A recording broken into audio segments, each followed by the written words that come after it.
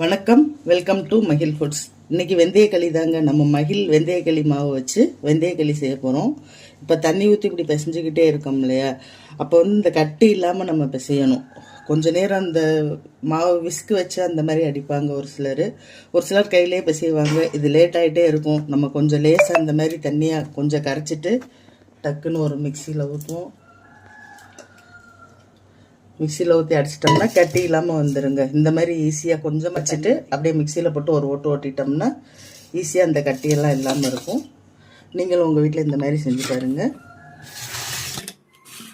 இப்போ பார்த்திங்கன்னா நல்லா கட்டி இல்லாமல் ஈஸியாக வந்துடும்.